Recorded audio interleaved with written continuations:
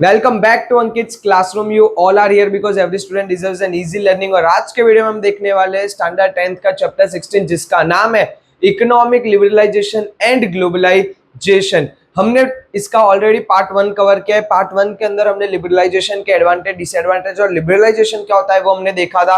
Privatisation क्या होता है उसके एडवांटेज डिसएडवांटेज देखे थे। ग्लोबलाइजेशन क्या होता है उसके एडवांटेज और डिसएडवांटेज देखे थे। जिसने मिस आउट कर दिया वो लिंक डिस्क्रिप्शन में दी हुई है। और आज का वीडियो हम लोग कंटिन्यू करेंगे वर्ल्ड ट्रेड ऑर्गेनाइजेशन के साथ, यानी कि WTO।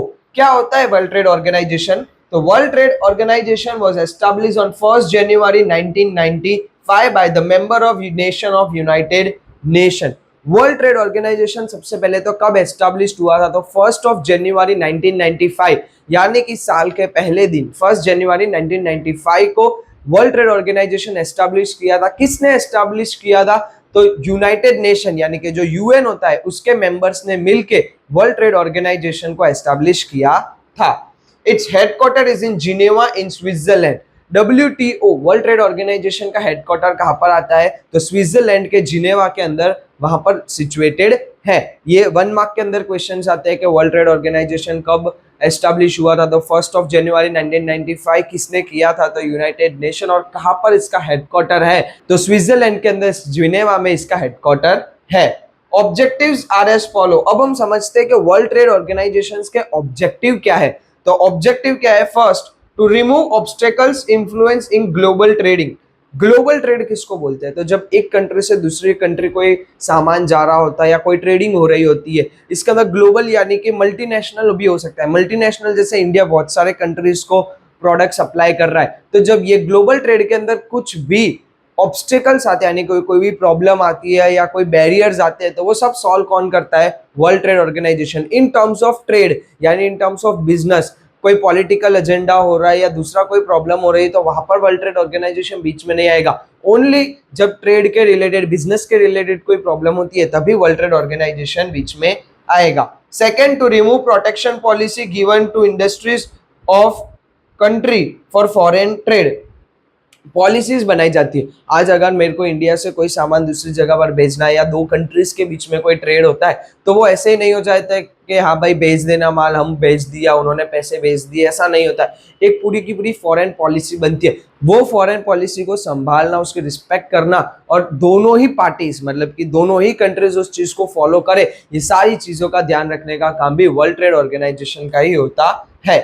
थर्ड है, to coordinate with global trade policy and economical policy. Coordinate करवाना पड़ता है। कोऑर्डिनेट कैसे होता है कि इंडिया अगर कोई और कंट्री के साथ ट्रेड कर रही है तो इंडिया के अपने रूल्स एंड रेगुलेशन होता है, इकोनॉमिक पॉलिसी होती है। दूसरी कंट्री के अपने रूल्स एंड रेगुलेशन होते हैं, उनकी इकोनॉमिक पॉलिसी होती है। तो दोनों ही ये इकोनॉमिकल पॉलिसीज और इकोनॉमिकल ट्रेड के बीच में कोऑर्डिनेशन करवाने का काम भी वर्ल्ड ट्रेड ऑर्गेनाइजेशन ही करवाता है।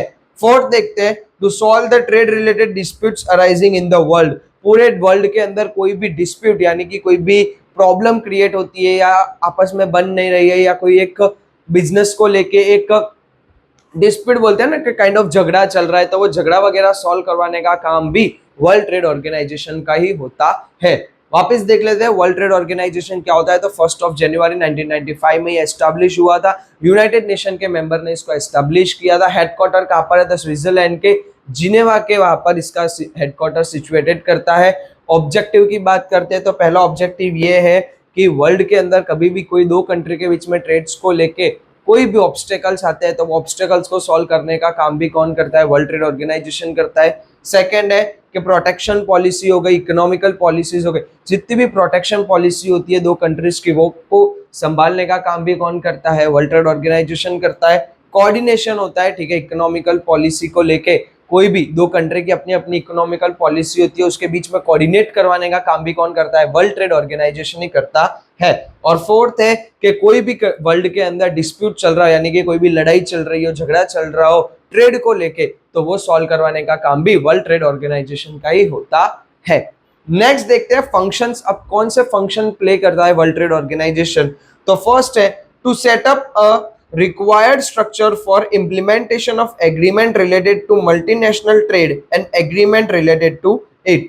सबसे पहले मल्टीनेशनल ट्रेड करने के लिए, यानी कि एक कंट्री से मल्टी कंट्रीज के अंदर आपको अगर सामान देना है तो उसके लिए क्या एग्रीमेंट्स होने चाहिए, क्या डॉक्यूमेंट्स रिक्वायर्ड होते हैं, पूरा जो एक एग्रीमेंटल पॉलिसी होती है तो वो सारा पॉलिसी कौन बनाता है, वर्ल्ड ट्रेड ऑर्गेनाइजेशन ही बनाता है। सेकेंड है world trade organisation encourages unbiased international trade. ठीक है, जो वर्ल्ड ट्रेड ऑर्गेनाइजेशन होती है वो उन्हीं पर्टिकुलर ट्रेड्स को इंकरेज करती है जो ट्रेड्स वर्ल्ड के लेवल पर होने चाहिए। कोई भी मतलब नशीली पदार्थ, स्मगलिंग, ड्रग ट्रैफिकिंग, ये सारी चीजें वर्ल्ड ट्रेड ऑर्गेनाइजेशन रोकते हैं, वो होना चाहिए नहीं। तो यहाँ पर ये लोग उसका ध्यान रखते हैं कि जो चीज ट्रेड हो रही है उसकी जरूरत दूसरी कंट्रीज में होनी चाहिए। सपोज कि हम यहाँ से स्पाइसेस भेज रहे हैं तो स्पाइसेस की रिक्वायरमेंट होनी चाहिए, वो सारी चीजों का ध्यान भी वर्ल्ड ट्रेड ऑर्गेनाइजेशन ही रखता है। थर्ड है world trade organisation plays a विचुअल role for debate and negotiation for multinational trade. Negotiation, अगर हम इंडिया में कहीं पर भी सामान लेने जाते हैं, फॉर एग्जांपल सब्जी लेने जाते हैं तो वो बोलते हैं कि भाई 15 रुपीज के जी, तो हम बोलते हैं नहीं नहीं 12 रुपए के जी। कोई प्रोडक्ट लेने जाते हैं तो वो बोलते हैं 50 रुपए का, हम बोलते हैं नहीं नहीं 40 रुपीज में दो। तो अगर इंटरनेशनल लेवल पर ट्रेड नेगोशिएट करना है तो आप कैसे करोगे? हम बोलेंगे इंडियन करेंसी में नहीं हम 100 रुपए देंगे, वो लोग बोलेंगे नहीं हम तो $2 देंगे। तो करेंसी बैरियर्स आपको यहाँ पर देखने को मिलेगा। तो वो सारी चीज जो नेगोशिएशन होनी चाहिए वो नेगोशिएशन वर्ल्ड ट्रेड ऑर्गेनाइजेशन करवाता है कि आपको कितने में चाहिए, आपको कितने में चाहिए, और बीच में WTO जो होता है वो नेगोशिएट करवाता है कि फाइनल डील इतने में होगी। उसके अलावा डिबेट, कभी भी कोई डिबेट वाली सिचुएशन क्रिएट होती है, जैसे कि हम यहाँ पर कोई सामान लेने जाते हैं तो हमारी तो मैं भी हो जाती है कि नहीं ये प्रोडक्ट ये वो, तो इंटरनेशनल लेवल पर भी ये सारी चीजें होती है। तो वो चीज को भी हैंडल कौन करता है? WTO ही हैंडल करता है।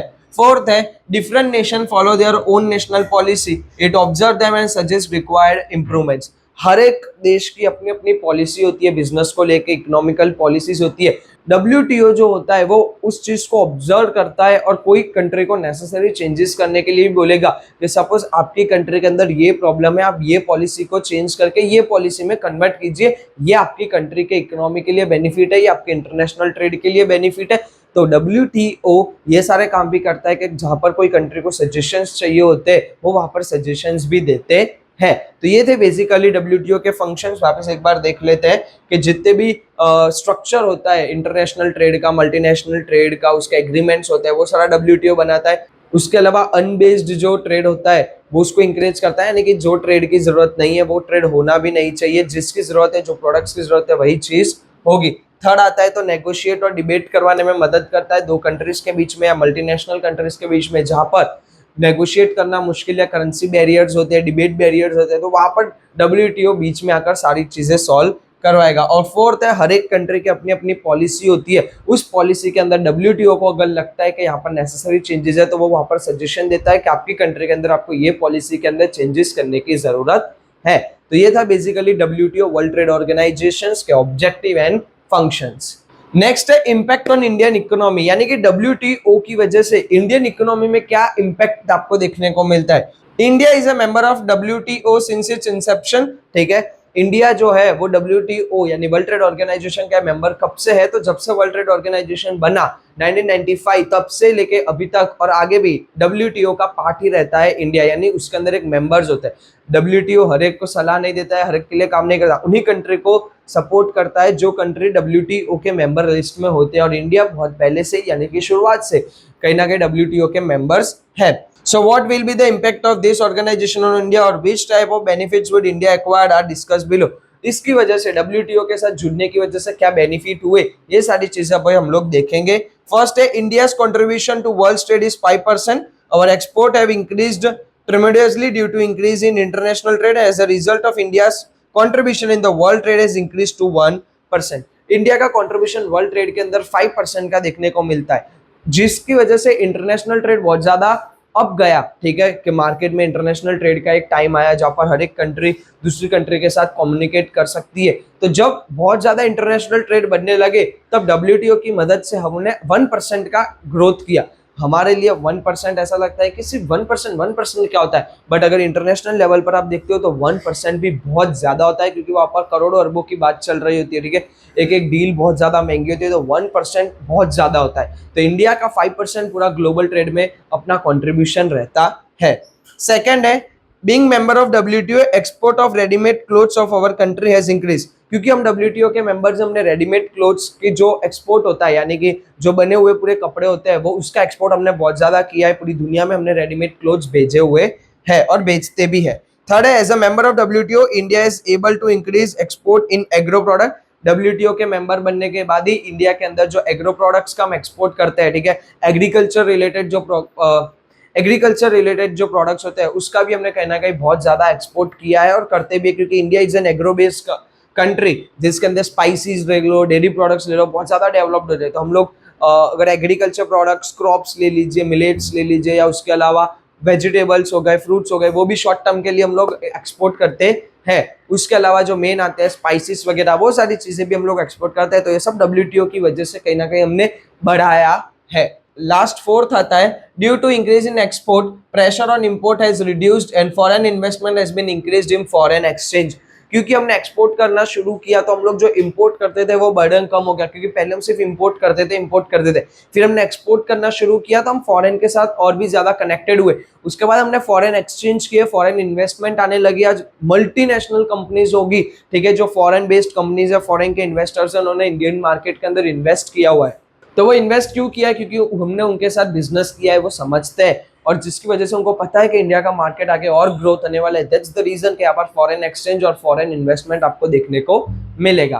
तो ये था basically impact of Indian economy. Impact किसका हुआ है? WTO का। तो क्या हुआ है? तो फर्स्ट था कि इंडिया का जो वर्ल्ड ट्रेड है वो 5% का, इंडिया का जो ग्लोबल ट्रेड रेशियो है वो 5% है। WTO के इंकरेजमेंट के बाद या इंटरनेशनल ट्रेड्स करने के बाद हमने कहीं ना कहीं 1% से ग्रोथ की है। उसके अलावा सेकंड है कि WTO के जुड़ने के बाद हमने रेडीमेड क्लोथ्स का बहुत ज्यादा एक्सपोर्ट किया है, ठीक है। हमारे यहाँ पर बहुत ज्यादा कपड़े बनते हैं, हमारे यहाँ पर कपड़ा बहुत ज्यादा मेन है। कॉटन्स के कपड़े ले लो, टू टोन ले लो, बहुत सारे ऐसे कपड़े हैं जो सिर्फ यहीं पर देखने को मिलते हैं। उसके बाद थर्ड आता है कि भाई हमने WTO को साथ जुड़ने के बाद एग्रो प्रोडक्ट्स बहुत ज्यादा एक्सपोर्ट किए, एग्रीकल्चर प्रोडक्ट्स बहुत ज्यादा एक्सपोर्ट किए, जिसको पूरी दुनिया को जरूरत होती है। स्पाइसेस वगैरह, ये सारी चीजें हम एक्सपोर्ट करते हैं मेजरली, ठीक है। और फोर्थ नंबर पर आता है कि फॉरेन एक्सचेंज वगैरह हमने ज्यादा किया है, इंपोर्ट का बर्डन कम किया है। इंपोर्ट हम करते थे, अब हम एक्सपोर्ट भी करते थे, तो कहीं ना कहीं हम वैल्यू मैच, अभी भी वैल्यू के बीच में बहुत डिफरेंस देखने को मिलेगा, बट हमने थोड़ा बहुत कवर अप किया है, जिसकी वजह से फॉरेन एक्सचेंज आने लगा, फॉरेन इन्वेस्टमेंट आने लगी, जिसकी वजह से कहीं ना कहीं इंडिया को ओवरऑल डेवलपमेंट में और ज्यादा बूस्ट मिला और ज्यादा मदद मिली। नेक्स्ट अब हम टॉपिक देखते हैं सस्टेनेबल डेवलपमेंट। अब सस्टेनेबल डेवलपमेंट का मतलब क्या होता है? Sustainable development means is the development which meets the need of present generation without compromising with the ability of future generation to meet their own needs. Sustainable development का मतलब क्या होता है कि अभी हम हमारी जरूरतें सारी पूरी कर रहे हैं बिना कुछ कॉम्प्रोमाइज किए हुए। हम ये नहीं सोच रहे कि फ्यूचर जनरेशन को वो चीज मिलेगी कि नहीं मिलेगी, हम सिर्फ अपना सोच रहे हैं कि अभी मुझे ये चीज चाहिए, तो हम वो चीज का यूज कर रहे हैं, रिसोर्सेज का यूज कर रहे हैं, हर एक चीज का यूज कर रहे हैं, बट हम ये नहीं सोच रहे कि फ्यूचर जनरेशन को वो चीज बिल्कुल भी मिलेगी या नहीं मिलेगी। इसको बोला जाता है बेसिकली सस्टेनेबल डेवलपमेंट। ये कॉन्सेप्ट कैसा आया ये भी बताता हूँ। The way and the speed with which present generation is developing, it cannot be maintained the future. जिस तरीके से पूरी दुनिया आगे बढ़ रही है, जिस तरीके से, जिस स्पीड से पूरी दुनिया आगे बढ़ रही है, वो अभी का सोच रही है, फ्यूचर जनरेशन का नहीं सोच रही कि फ्यूचर में वो चीज मिलेगी कि नहीं मिलेगी। आप इसका एग्जांपल ले लीजिए, पेट्रोल में ले लीजिए कि पेट्रोल आ जाता है, हम पेट्रोल इतना ज्यादा ह्यूज अमाउंट में यूज कर रहे हैं कि आज से 50 साल बाद पेट्रोल का क्या प्राइस होगा ये हमने नहीं सोचा। प्राइसिंग तो छोड़ो, पेट्रोल होगा क्या भी नहीं होगा वो भी हमको नहीं पता। तो ये सारी, पेट्रोल तो एक बहुत बेसिक एग्जांपल है सर, बहुत सारे रिसोर्सेज है जिसका हम लोग अभी इतना स्पीडीली यूज कर रहे हैं कि आगे हमको ये नहीं पता है कि फ्यूचर जनरेशन को वो चीज मिलेगी कि नहीं मिलेगी। There is a fear that luxury which present generation is enjoying may not be there for future generation. ऐसा बोलने में आता है कि जो लग्जरी, जो हम लोग ये सारी चीजें अभी यूज कर रहे हैं, ये फ्यूचर जनरेशन को बिल्कुल भी मिलेगी नहीं, और ये सही भी बात है कि नहीं मिलेगी। पेट्रोल नहीं होगा तो कार्स नहीं चलेगी, CNG नहीं होगा तो भी कार्स नहीं चलेगी, ईवी है तो ईवी भी लिथियम के ऊपर डिपेंड करता है, लिथियम नहीं होगा तो आगे ईवी व्हीकल्स भी नहीं मिलेंगे। यानी कि ऐसा बोलते हैं कि घूम फिर के पूरी जो दुनिया है वो साइकिल पर वापस आ जाएगी। आजकल परसों की बात नहीं, हम लोग थोड़ा फ्यूचर जनरेशन यानी कि 100 और 200 साल बाद की बात कर रहे होते हैं, तो वहां पर ये सारी चीजें देखनी पड़ती है कि क्या ये सस्टेनेबल डेवलपमेंट का कॉन्सेप्ट हमें अभी समझ में आ जाना चाहिए। हाँ, क्योंकि अगर अभी हमें समझ में आता है, अभी हम लोग वो चीज फ्यूचर जनरेशन के लिए बचाना शुरू करते हैं, तो कहीं ना कहीं आगे चल के हमको भी बेनिफिट हो सकता है। Next, there is a tremendous decreasing natural resources due to economic development and their quality is also डिट्रॉइंग। ठीक है, नेचुरल रिसोर्सेज की बात करते हैं जिसके ऊपर पूरी दुनिया आज डिपेंड करती है। बिना नेचुरल रिसोर्सेज के कोई कंट्री कोई भी डेवलपमेंट कर सकती नहीं है। तो ये नेचुरल रिसोर्सेज बहुत ही ज्यादा डिक्रीजिंग लेवल पर आ चुके हैं, यानी कि बहुत सारे रिसोर्सेज ऑलमोस्ट खत्म हो चुके हैं, बहुत सारे रिसोर्सेज खत्म होने वाले। हमने नेचुरल रिसोर्सेज का अच्छे से यूज नहीं किया, जिसकी वजह से कहीं ना कहीं ये प्रॉब्लम देखने को मिली। और दूसरा, क्वालिटी, हमारे नेचुरल रिसोर्स की जो पहले क्वालिटी मिलती थी अभी वो क्वालिटी देखने को नहीं मिलती है। क्यों? क्योंकि हमने पॉल्यूशंस की वजह से और बहुत सारे तरीकों से एनवायरमेंट को डैमेज किया है, जिसकी वजह से एनवायरमेंट जो चीज हमको पहले देता था, जो क्वालिटी की और जो क्वांटिटी में देता था, वो दोनों ही चीज आज आपको देखने को मिलेगी नहीं। Next, in this condition there is a need to change the idea of development. और ऐसे जो सिचुएशन अराइज हुई है इसके अंदर हमको डेवलपमेंट का आइडिया चेंज करने की जरूरत है। ये नहीं कि हमने डेवलपमेंट कर दिया अब डेवलपमेंट करना ही नहीं है, ऐसा नहीं। डेवलपमेंट करो बट ये सारी चीज को दिमाग में रख के करो कि कौन सी चीज करनी चाहिए, कौन सी चीज नहीं करनी चाहिए। डेवलपमेंट का थोड़ा आइडिया जो है वो चेंज करने की जरूरत हमको देखने को मिल रही है। Idea of sustainable development is started because of present development and effect of it on environment। और ये सस्टेनेबल डेवलपमेंट का आइडिया कहाँ से आया? तो अभी जो हम डेवलपमेंट कर रहे हैं उसके इफेक्ट देखने के बाद और एनवायरमेंट के ऊपर मेजर उसका इफेक्ट देखने के बाद। आज इंसानों पर तो चलो इफेक्ट है ही, बट जो एनवायरमेंट पर इफेक्ट आया है आप देख रहे हो, हर जगह पर फ्लड्स देखने को मिल रही है, कहीं ना कहीं फॉरेन कंट्रीज में अर्थक्वेक, सुनामी जैसे अलर्ट्स चल रहे हैं।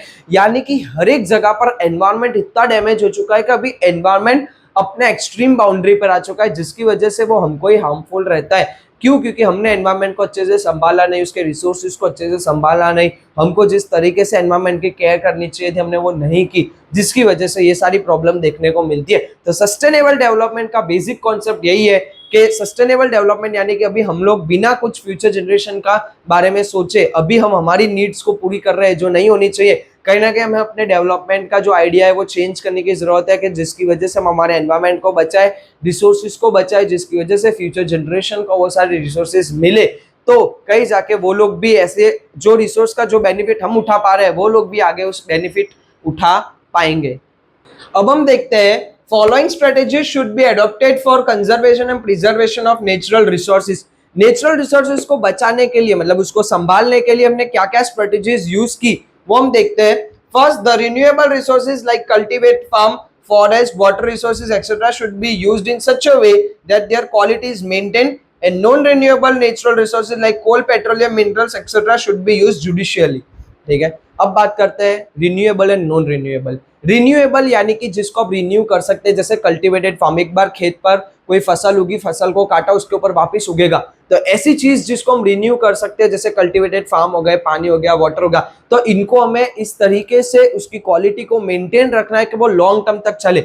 हम लोग बार बार दवाई ऐसे सारी चीजें उगाएंगे फार्म पर, तो क्या होगा, फार्म अपनी फर्टिलिटी जल्दी लूज कर देगा। यानी कि बहुत सारी चीजों का हमें ध्यान रखना चाहिए कि जो रिन्यूएबल रिसोर्सेज है उसको हम लोग लॉन्ग टर्म तक चलाए, उसकी क्वालिटी हम मेंटेन रखें। और जो नॉन रिन्यूएबल होते हैं, जो एक बार यूज कर सकते हैं, जैसे कोल, पेट्रोल, जो एक बार यूज हो गया तो उसको वापस नहीं ला सकते, तो उस चीज को हमें जुडिशियली यानी कि ये सोच समझ के यूज करना चाहिए कि इसको यूज करना भी है कि नहीं। तो ये दोनों ही चीजें हमें ध्यान में रखनी चाहिए। सेकेंड आता है, industrial location should be decided on the basis of lesser transportation cost. A sincere attempt should be made to achieve eco-friendly development। दूसरा, इंडस्ट्रीज जब बनती है तो इंडस्ट्री आप देखते हो कि बहुत दूर दूर होती है, तो वो इंडस्ट्री का लोकेशन इतना भी दूर नहीं होना चाहिए कि ट्रांसपोर्टेशन कॉस्ट बहुत ज्यादा है। यानी कि सिटी एरिया से कोई 30 किलोमीटर अंदर इंडस्ट्री बनाएगा तो 30 किलोमीटर का अगर एक व्हीकल आता जाता है तो वो ट्रांसपोर्टेशन कॉस्ट भी हमको as a natural resource, as a form of petrol वगैरह हमें महंगी पड़ती है। उसके अलावा जो आप देखते हो कोई कोई इंडस्ट्री एकदम खेत के बीच में होती है या एकदम ही फॉरेस्ट के बीच में होती है, तो वो क्या करते हैं, अपने हार्मफुल पॉल्यूशन या केमिकल सारा कहाँ छोड़ती है, वहीं पर छोड़ते हैं, जिसकी वजह से सराउंडिंग जो एटमॉस्फेयर होता है वो बिगड़ता है, सराउंडिंग जो नेचुरल रिसोर्सेज होते हैं वो बिगड़ते हैं। तो हमें ध्यान रखना चाहिए कि हम डेवलपमेंट करें, पर कैसी करें, इको फ्रेंडली डेवलपमेंट कहीं ना कहीं हम करें। थर्ड है, those resources which can be used in more than one way should be utilized in different way, such as irrigation system are utilized more than one purpose। जो चीज आपको पता है कि ये एक ही चीज बहुत सारे तरीकों से यूज हो सकती है, तो उसको बहुत ज्यादा अच्छे से यूटिलाइज करो। जैसे इरिगेशन फैसिलिटी है तो पानी देना मेन मोटिव है, बट पानी के अलावा क्या होता है, तो वहां से इलेक्ट्रिसिटी भी जनरेट होती है, चेक डैम्स बन जाता है, फ्लड कंट्रोल के लिए काम में आता है। तो बहुत सारी चीजें होती है, तो एक ही चीज को मल्टीपल तरीके से यूज करना हमें सीखना चाहिए। ये ऐसा नहीं कि एक चीज हो गई, ठीक है, तो उसको वेस्ट कर दिया। आपने शुगर केन का जूस पिया, यानी कि गन्ने का जूस पिया होगा, वो जो गन्ने का जूस निकालने वाला इंसान होता है वो क्या करता है, एक बार गन्ना निकाला फिर फेंक देता है, नहीं, उसको दूसरी बार करता है तो भी उसमें से जूस निकलता है, तीसरी बार करता है जूस निकलता है, चौथी बार करता है जूस निकलता है, पांचवी बार करता है जूस निकलता है, छठी बार करेगा कम जूस निकलेगा और सेवंथ टाइम में वो वेस्ट होगा। यानी ऐसा तो नहीं किया कि 2 बार यूज किया उसके बाद जाने, उसको पता है कि उसको जितने बाहर तक मैं करूंगा उसके अंदर से जूस निकलेगा, तो वो पूरा उसको निचोड़ देते हैं, ठीक है। तो हमें भी रिसोर्सेज इसी तरीके से यूज करने चाहिए कि उसका बॉटम लेवल हम लोग यूज कर ले। ऐसा नहीं कि रिसोर्सेज ज्यादा खाया नहीं खाया बाहर जाने दिया, ऐसा बिल्कुल भी होना चाहिए नहीं।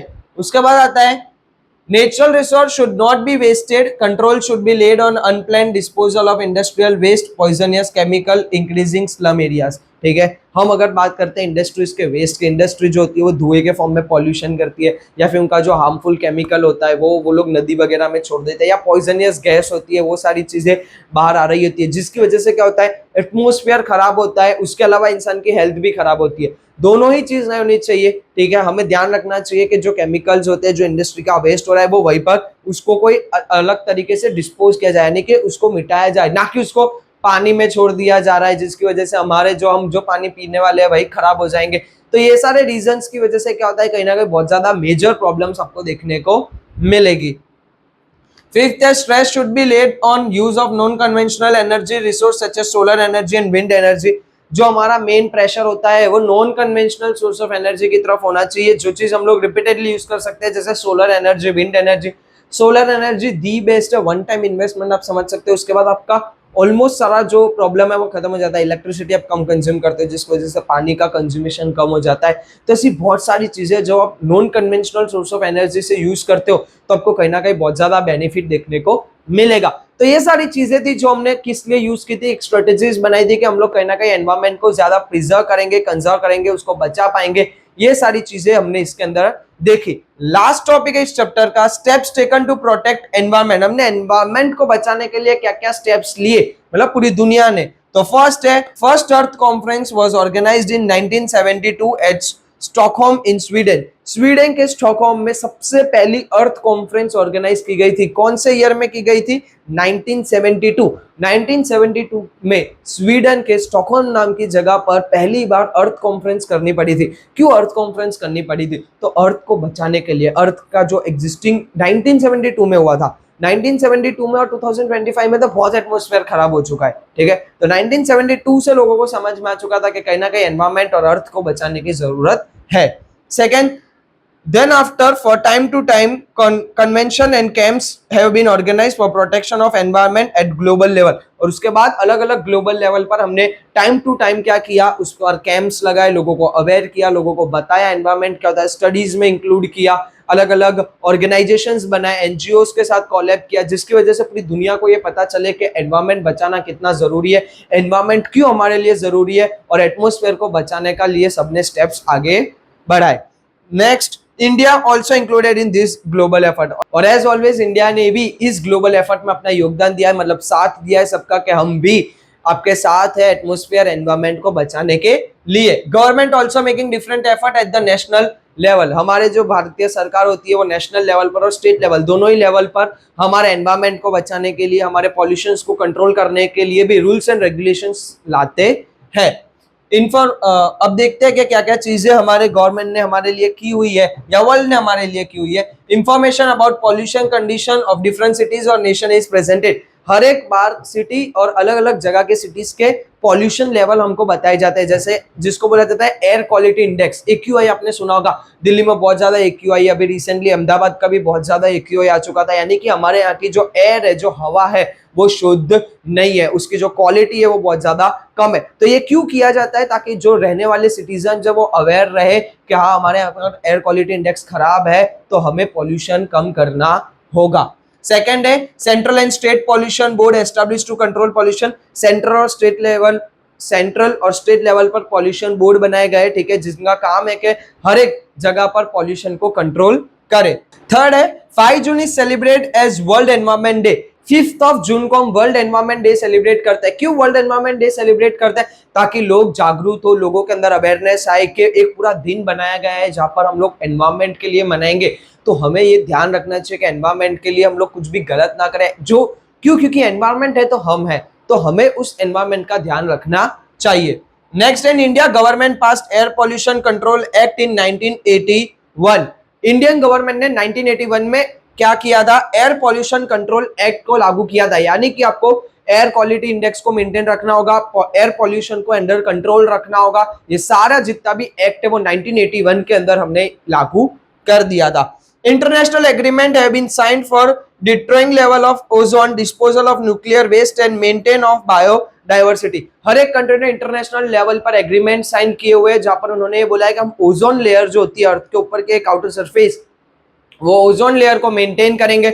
जो ओजोन लेयर बहुत तेजी से मतलब वो उसकी लेयर जो है वो लेयर खत्म होती जा रही है, तो हम उसको मेंटेन रखेंगे। उसके अलावा हम लोग न्यूक्लियर वेस्ट का मेन ध्यान रखेंगे। Nuclear waste one of the most खतरनाक वेस्ट बोल सकते हैं, तो न्यूक्लियर वेस्ट का हम ध्यान रखेंगे। उसके अलावा हम लोग बायोडाइवर्सिटी को संभाल के रखेंगे। अनेकों चीज पर हमने एग्रीमेंट साइन किए हुए कि हम देश में एटलीस्ट इतनी तो चीजें नेचर के लिए करेंगे पूरे वर्ल्ड लेवल पर, क्योंकि नेचर एनवायरनमेंट एक ऐसा टॉपिक है जो एक देश का नहीं हो सकता है। ठीक है कि भाई इंडिया खाली ध्यान दे रहा है, बाकी कोई कंट्री नहीं दे रही है, या बाकी सारी कंट्री दे रही है, इंडिया ध्यान नहीं दे रहा है, तो कुछ भी नहीं हो सकता। एनवायरनमेंट इज ग्लोबल थिंग जिसके लिए पूरी पूरी दुनिया को एक होना पड़ता है और तब जाकर एक चीज सक्सेस होती है। यहाँ पर चैप्टर का कंक्लूजन करते हैं, बट एक चीज समझिए कि जो एनवायरनमेंट है, तो एनवायरनमेंट ऐसा नहीं कि गवर्नमेंट लॉ बनाती जाती है। गवर्नमेंट लॉ तो बना देती है, 1981 में लॉ बना दी है, ठीक है, पर क्या लोग सिटीजन तो समझने चाहिए। सिटीजन ही जब तक नहीं समझेंगे गवर्नमेंट का कोई लॉ कभी भी काम करता नहीं है। गवर्नमेंट का काम है लॉ बनाना, लॉ को फॉलो करवाना, बट लोगों का काम होता है, सिटीजन का काम होता है उस लॉ को फॉलो करना। तो वो लॉ को जब फॉलो करते हैं तब जाके कोई ना कोई एक स्टेप्स आगे क्रिएट होता है। तो ये था बेसिकली एनवायरनमेंट के बारे में। आज के वीडियो में हमने देखा वर्ल्ड ट्रेड ऑर्गेनाइजेशन, उसके ऑब्जेक्टिव, उसके फंक्शंस, वर्ल्ड ट्रेड ऑर्गेनाइजेशन की वजह से इंडिया पर क्या इंपैक्ट पड़ता है। उसके अलावा बाद में हमने देखा सस्टेनेबल डेवलपमेंट, उसके बाद हमने देखा स्ट्रेटेजीज के कैसे हमने एनवायरनमेंट को प्रिजर्व करना है, कंजर्व करना है। उसके बाद हमने देखा ये क्या क्या हमने स्टेप्स लिए हैं एनवायरनमेंट को कंजर्व करने के लिए, प्रिजर्व करने के लिए। ये सारी चीजें आज हमके वीडियो में देखी। और इस चैप्टर की बात करें तो हमने लिबरलाइजेशन के बारे में देखा, ग्लोबलाइजेशन के बारे में देखा और प्राइवेटाइजेशन के बारे में भी देखा। ये चैप्टर यहीं पर कंप्लीट होता है, वीडियो भी यहीं पर कंप्लीट होता है। आप कमेंट्स में बताइए कि आपको वीडियो कैसा लग रहा है, एक्सप्लेनेशन कैसा लग रहा है। लाइक कीजिए, शेयर कीजिए और सब्सक्राइब कर दीजिए और बने रहिए अंकित क्लासरूम के साथ। जय हिंद, जय Bharat, thank you very much.